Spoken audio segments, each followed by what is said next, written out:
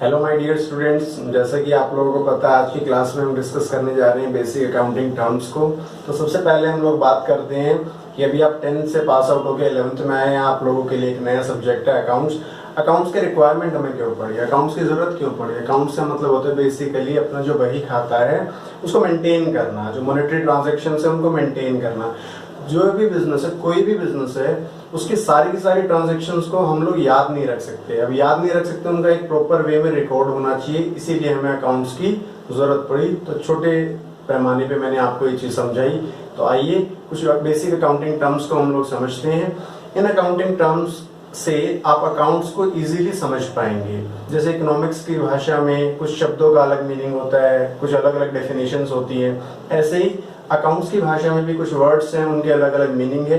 आज की क्लास में हम उन मीनिंग्स को समझेंगे, जिससे आपको अकाउंट समझने में, अकाउंटेंसी समझने में काफी मदद मिलेगी। आपको 11th में, 12th में, ग्रेजुएशन, आप MBA करोगे, MCOM करोगे, आप जो भी करोगे आगे, उसमें आपको अच्छी समझ मिलेगी। तो आइए पहले अकाउंटिंग टर्म को हम लोग समझते हैं।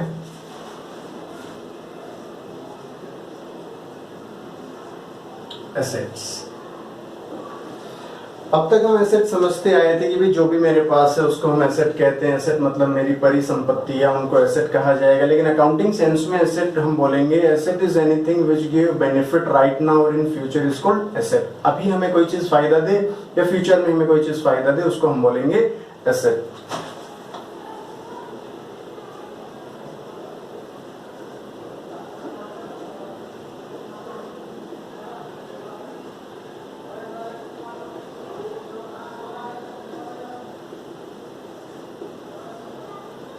नाउ और इन फ्यूचर, तो उसको हम एसेट बोलेंगे। बेसिकली एसेट्स को हम कुछ कैटेगरीज में डिवाइड कर देते हैं। तो पहली कैटेगरी हम लोग समझते हैं, पहला इसका पार्ट हम लोग समझते हैं, which is fixed asset.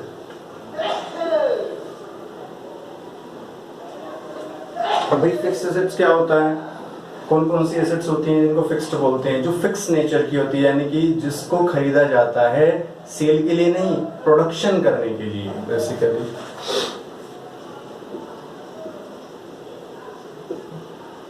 which are purchased for operating the business.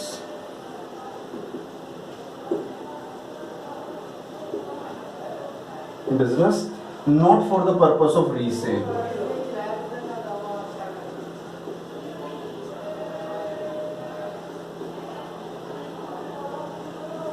यानी कि दोबारा बेचने के लिए हमने इनको नहीं किया, हमारे प्रोडक्शन यूनिट के लिए। For example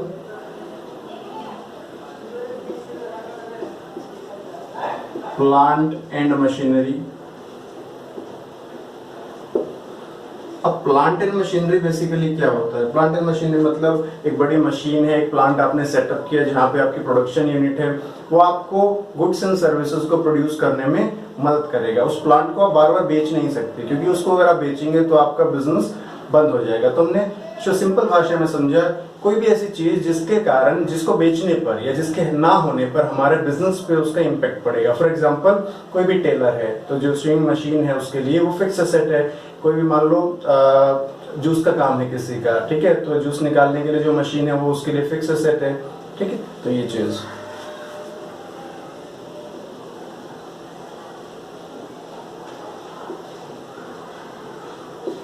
current assets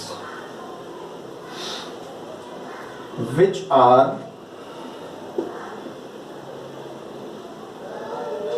purchased for the purpose of resale or converted into cash।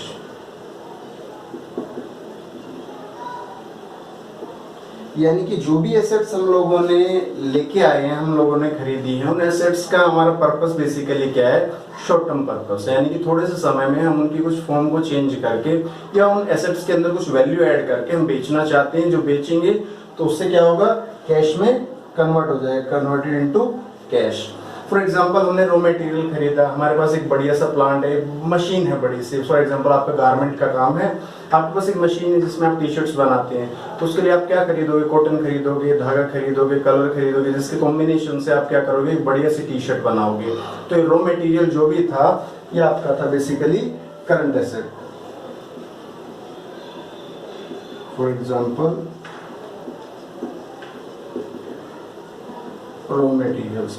अब क्या किया आपने, रॉ मटेरियल फिक्स एसेट की मदद से उसमें कुछ वैल्यू ऐड किया या उसकी जो वैल्यू है उसको कुछ चेंज किया, फिर आपने उसको बेचने के लिए तैयार, और फिर आपने उसको बेचा, उसको जल्दी से जल्दी आपने कैश में कन्वर्ट किया।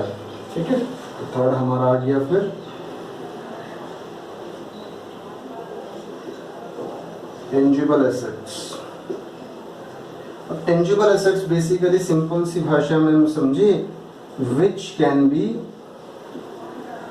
सीन एंड टच्ड, जिसको हम देख सके और छू सके, वो सारे के सारे टेंजिबल एसेट्स है। इंटेंजिबल इसी का उल्टा क्या होगा, जिसको हम देख ना सके, छू ना सके। हाँ, हमारा अगला टॉपिक वही है।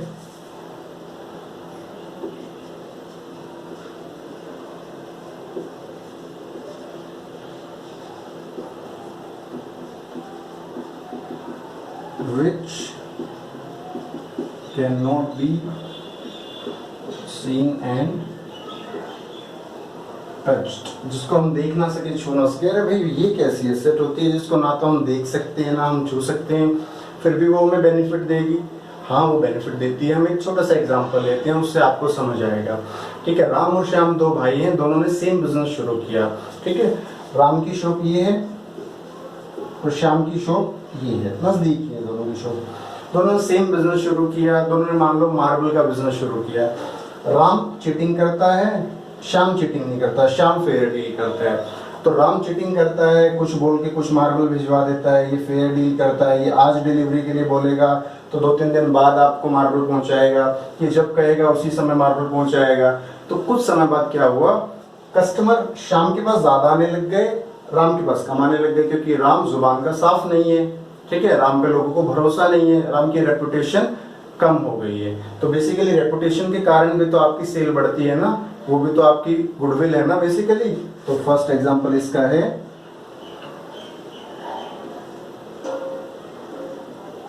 गुडविल। Goodwill means reputation. उस रेपुटेशन के कारण देखो, सेम बिजनेस दोनों ने शुरू किया, लेकिन आज श्याम अपने बिजनेस को यहां तक ले गया और राम अपने बिजनेस को और नीचे ले गया। तो रेपुटेशन है, गुडविल आपकी मार्केट में क्या है। तो सेकंड हमारा पेटेंट्स। पेटेंट्स मतलब आपने कोई चीज इन्वेंट की तो कोई भी उसको यूज करना चाहेगा, वो आपकी परमिशन के बिना उसको यूज नहीं कर सकता। वर्ल्ड में सबसे ज्यादा पेटेंट कुछ समय पहले तक एक ऑस्ट्रेलियन सिटीजन के नाम थे, सेकंड नंबर पे एक इंडियन सरदार जी आते हैं, उनके नाम थे। 15,000 से ज्यादा पेटेंट्स उनके नाम थे। एक पेटेंट को रजिस्टर करवाने में कई लोगों की जिंदगी बीत जाती है, क्योंकि उसके लिए बहुत अच्छे से आपको स्टडी करना पड़ता है, रिसर्च वर्क करना पड़ता है, ध्यान देना होता है चीजों में, ऐसा।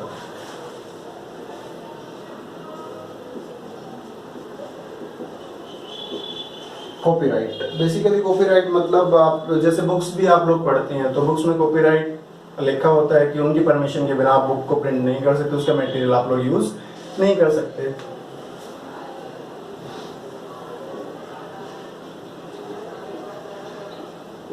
ट्रेडमार्क्स, व्यापार संबंधित मार्क, जैसे कि नाइकी का साइन होता है, ये रिबॉक का साइन होता है,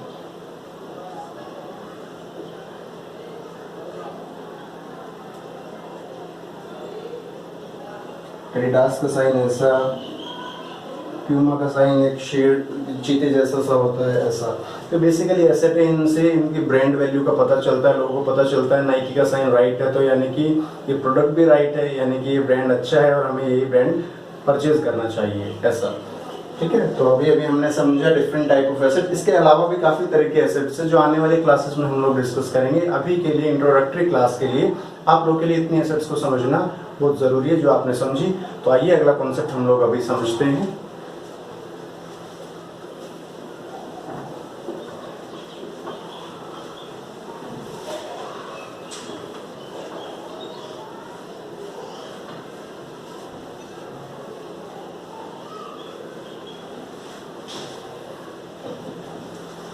तो सेकंड कॉन्सेप्ट हमारे लिए हो जाता है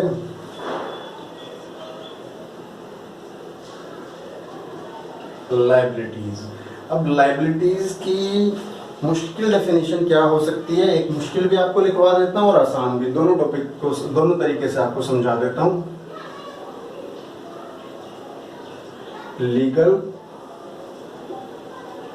obligation of business.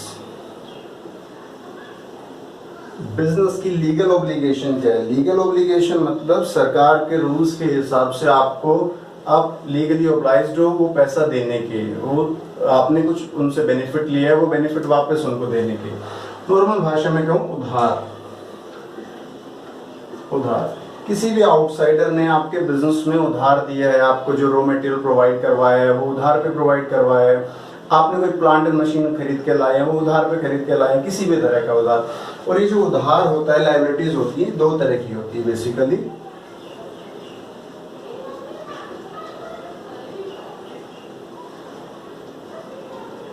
Short term liabilities, long term liabilities.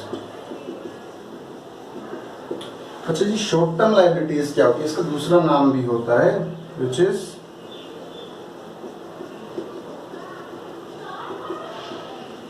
Current liabilities. अच्छा जी, करंट लायबिलिटीज क्या है? Which are payable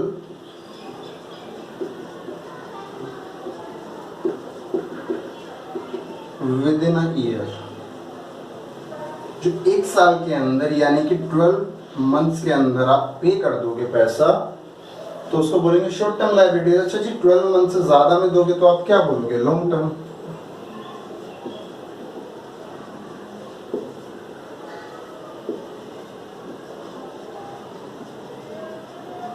more than a year. For example, debentures.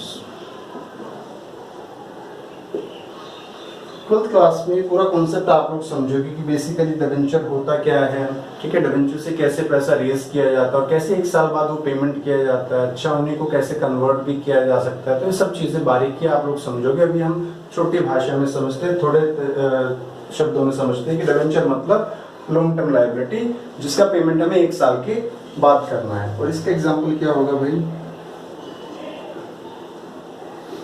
Creditors. Creditors मतलब किसी ने हमें उधार दिया थोड़े समय के लिए, एक साल के अंदर अंदर हमें उसका पैसा रिटर्न करना, उसको बोलेंगे क्रेडिटर। तो आइए इसी के साथ हम अगला टॉपिक अपना समझते हैं।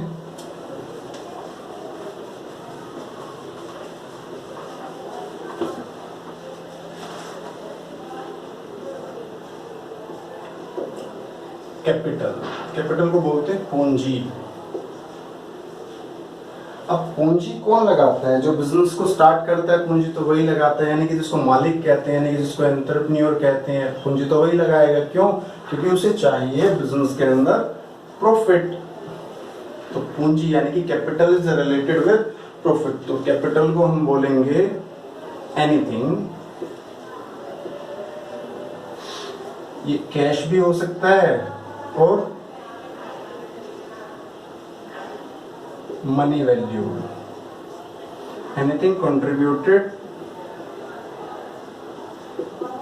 by proprietor in the business। मालिक ने बिजनेस में जो भी चीज लगाई, पैसा लगाया, बिल्डिंग लगाई, गाड़ी लगाई, जो भी लगाया उसको बोलेंगे हम कैपिटल।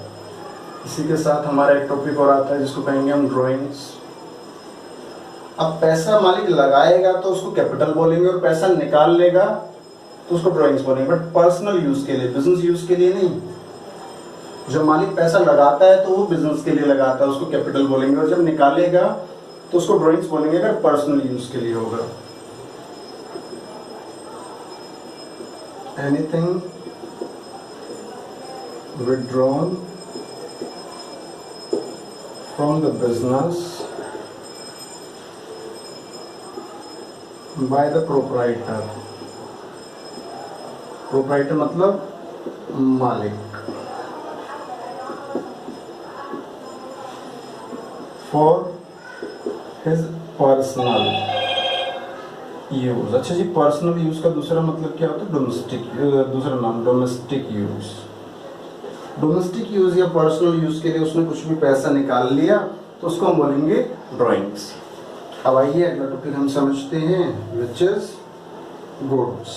ये आपको पूरी 11th में, पूरी अकाउंटेंसी में ये वर्ड आपको हर जगह दिखाई देगा। जैसे इकोनॉमिक्स में हम समझते हैं ना कमोडिटीज, कमोडिटीज का मतलब था वस्तु, है ना, तो वैसे इसको वस्तु को बोलते हैं, कोई एनीथिंग थिंग बोल देते हैं, ठीक है। ऐसे अकाउंटेंसी की टर्म में हम गुड्स को बोलेंगे यानी वस्तु, यानी कि item of trade, item of trade. जिस भी चीज का आप बिजनेस करेंगे वो आपके लिए गुड्स होगा। मान लो हम गारमेंट्स का बिजनेस करेंगे तो गारमेंट हमारे लिए गुड्स होगा। मान लो हम मोबाइल फोन का बिजनेस करेंगे तो मोबाइल फोन हमारे लिए गुड्स होगा। हम मार्कर का बिजनेस करेंगे तो मार्कर हमारे लिए गुड्स होगा। जिस चीज का आप बिजनेस करेंगे वो चीज आपके लिए गुड्स होगी।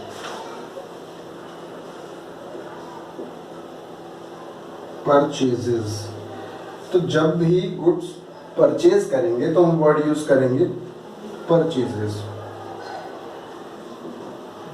Whenever goods purchased, goods purchases, the term uses as purchases। जब भी गुड्स परचेज करेंगे तो कौन से टर्म यूज करेंगे हम? परचेजेस। और उसी की तरह हम एक कॉन्सेप्ट समझेंगे सेल्स, यानी कि जब गुड्स को सोल्ड करेंगे, गुड्स सोल्ड, तो कौन सी टर्म यूज करेंगे? सेल्स। तो इन्हीं से जुड़े हुए कुछ टॉपिक को और समझते हैं। तो आइए,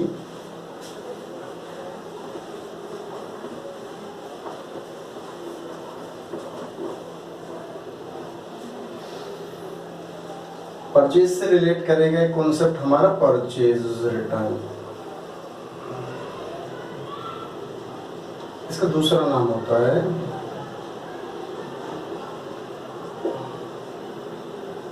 टर्न्स आउट। जो हमने परचेज किया है गुड वो हम रिटर्न कर देंगे ड्यू टू एनी रीजन। वो रीजन कुछ भी हो सकता है, इसीलिए बोला इसको रिटर्न आउटवर्ड। आउट होने के बाद क्रिकेट के अंदर प्लेयर कहाँ चला जाता है? प्लेयर ग्राउंड से बाहर चला जाता है। यानी कि आउट मतलब जो गुड हमारे पास है, हमारे पास से आउट हो गया, हमारे पास से चला गया।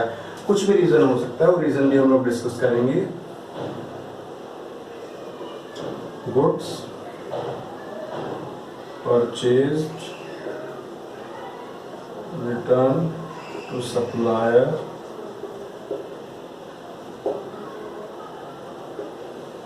या purchased goods,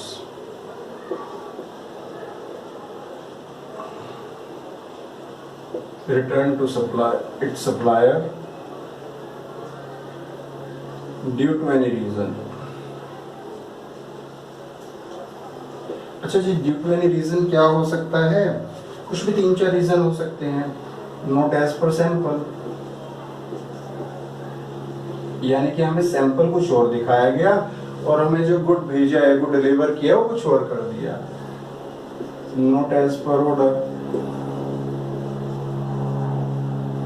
अब क्या किया हमने? ऑर्डर किया था 4 यूनिट्स को, उन्होंने 10 यूनिट भिजवा दिया। हमने ऑर्डर किया था 10 यूनिट को, उन्होंने सिर्फ 1 यूनिट भिजवाई, जो 1 यूनिट हमारे किसी काम की नहीं।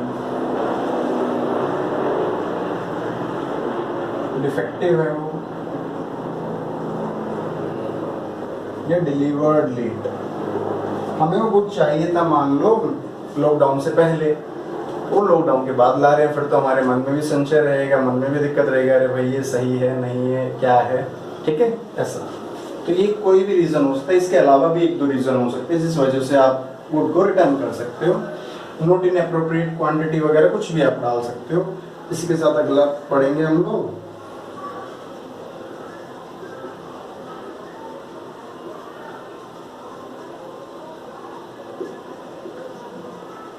Returns.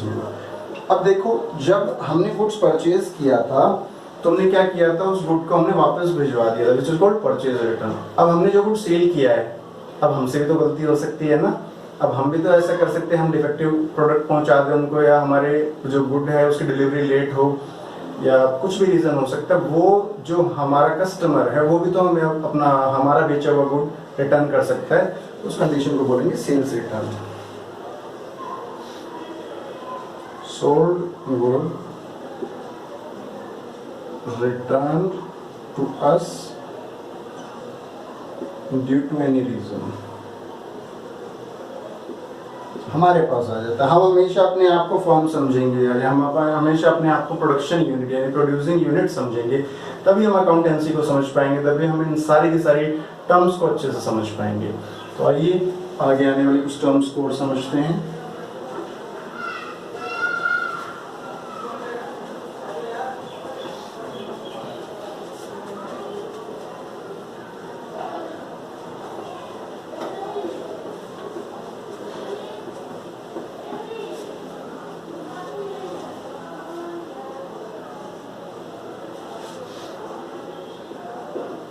cost, basically amount incurred on manufacturing of a good बोलो या प्रोडक्ट बोलो, किसी भी प्रोडक्ट को बनाने पे जो भी खर्चा हमारा लगा उसको कॉस्ट बोलेंगे। फॉर एग्जांपल ₹100, 100 रुपये का हमारा खर्चा आया। अब साथ में एक कॉन्सेप्ट समझेंगे, revenue, amount received by selling some quantity of goods की कुछ क्वांटिटी को हम बेच के जो पैसा अर्न करेंगे उसको बोलेंगे रेवेन्यू। मान लो हमने एक ही यूनिट बनाई, 100 रुपए का खर्चा है, और एक ही यूनिट हमने बेची, हमारी इनकम हुई, पैसा मिला हमें 120 रुपये। तो भाई इसमें हमारा प्रॉफिट होगा या लॉस होगा? मुझे उम्मीद है आप लोगों को समझ आया होगा। कोई सामान हमने बेचा 120 रुपये